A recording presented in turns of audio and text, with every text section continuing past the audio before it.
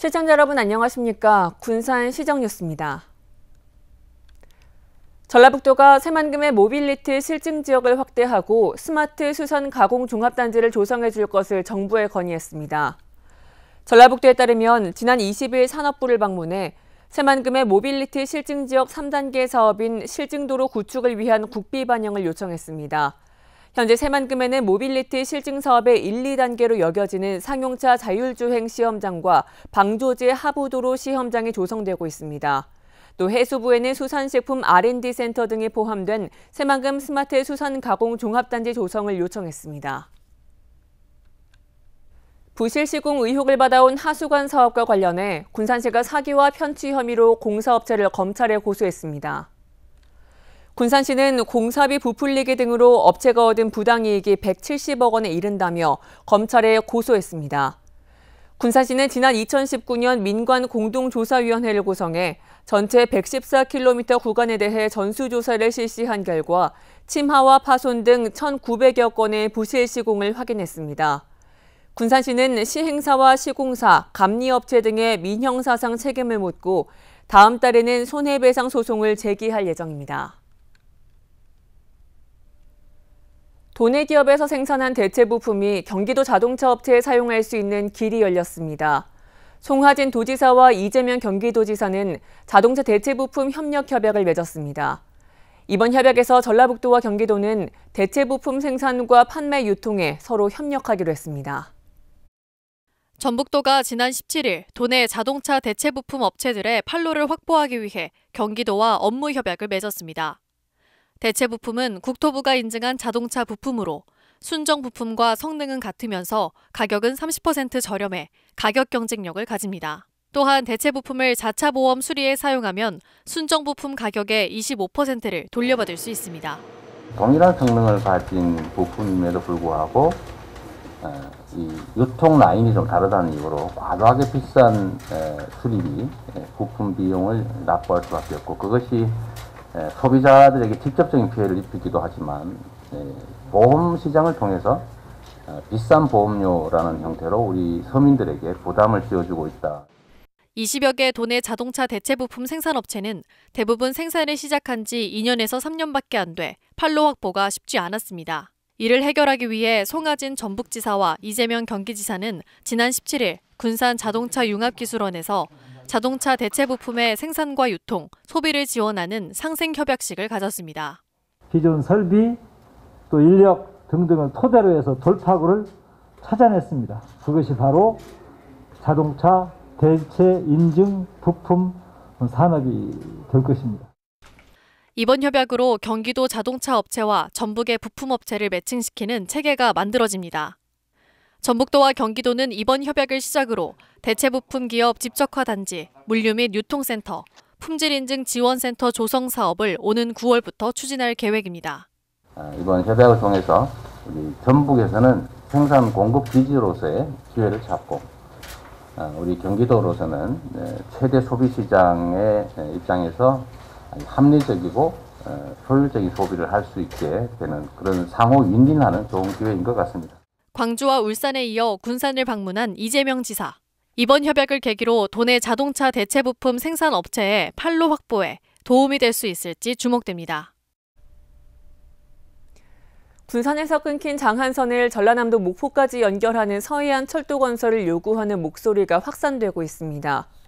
부안과 고창군의회는 공동 성명을 내고 제4차 국가철도망 구축 계획에 서해안 철도 건설을 반영해야 한다고 촉구했습니다. 또 군산에서 목포까지 서해안 철도가 구축되면 자연스럽게 수도권 접근성이 좋아져 국가 균형 발전을 앞당길 수 있다고 덧붙였습니다. 민간단체인 군산항 발전시민협의회가 출범했습니다.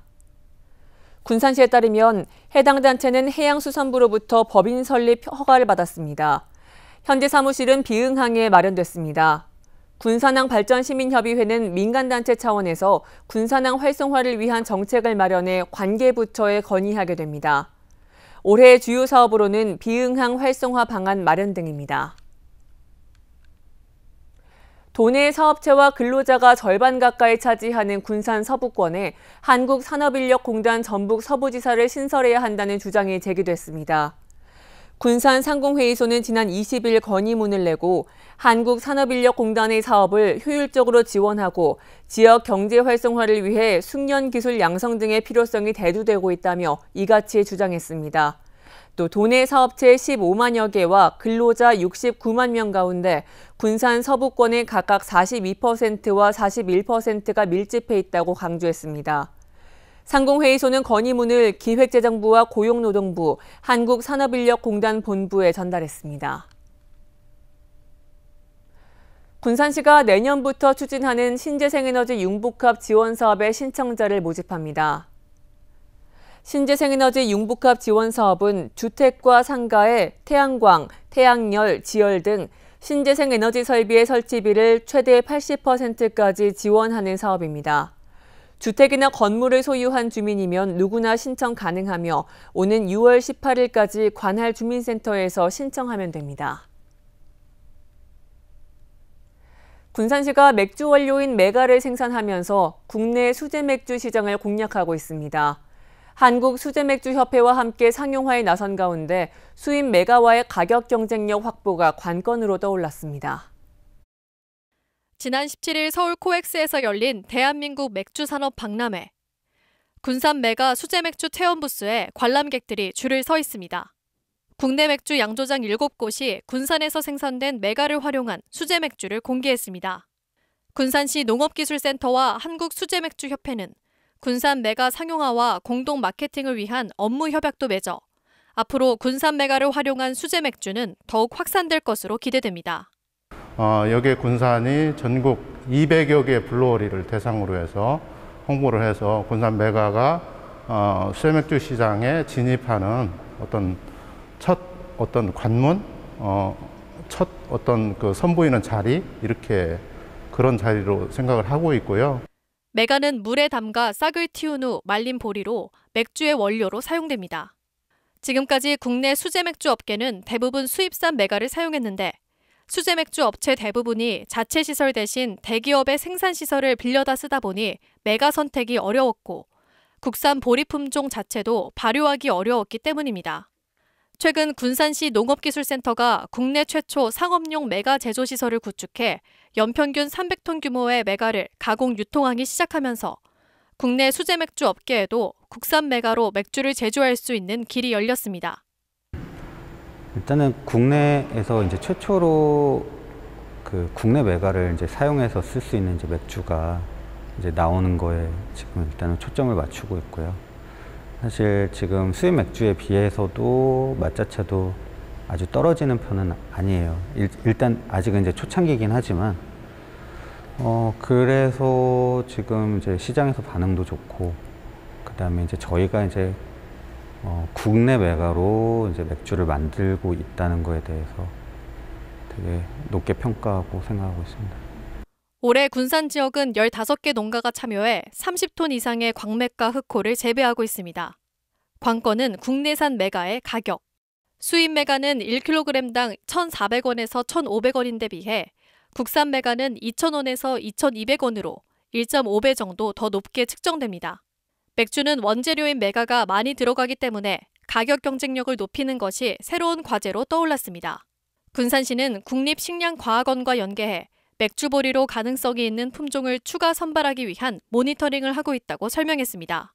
또한 메가 껍질이 향을 좌우하기 때문에 재배할 때부터 발화율이 높고 단백질이 낮은 품종을 찾아 품질을 높여갈 계획입니다.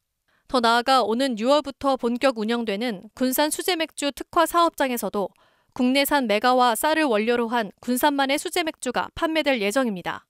전국 최대 맥주보리 생산지로 떠오른 군산. 생산부터 가공과 판매까지 이어지는 6차 산업화를 통해 수제맥주 시장에 도전장을 던졌습니다. 군산시가 에너지 취약계층의 냉난방비를 지원합니다.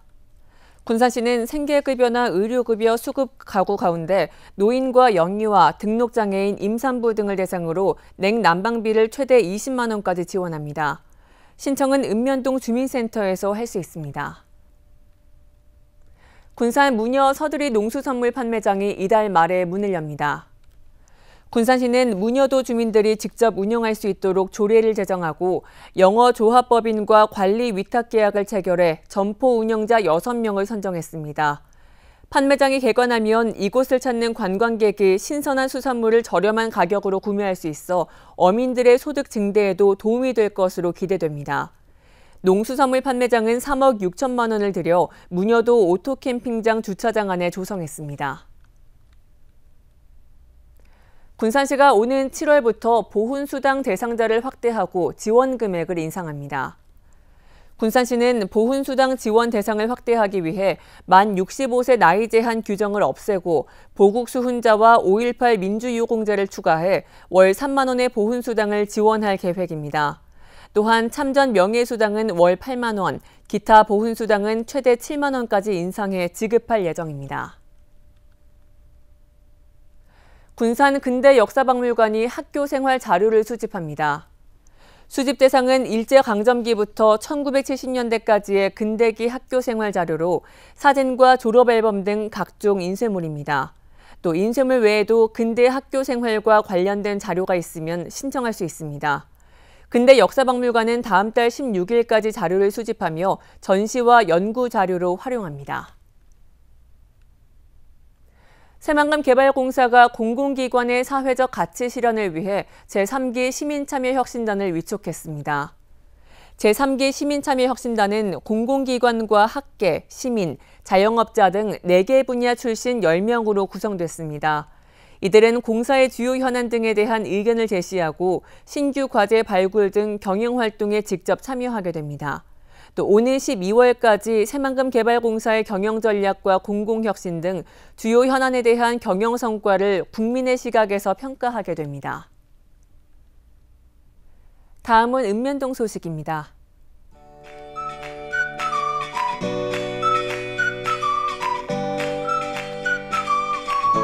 군산 옥구읍이 저소득 위기 가구들을 대상으로 6월 4일까지 운영되는 한시 생계지원 사업 홍보를 위해 안내문 배포 등 활동을 펼쳤습니다.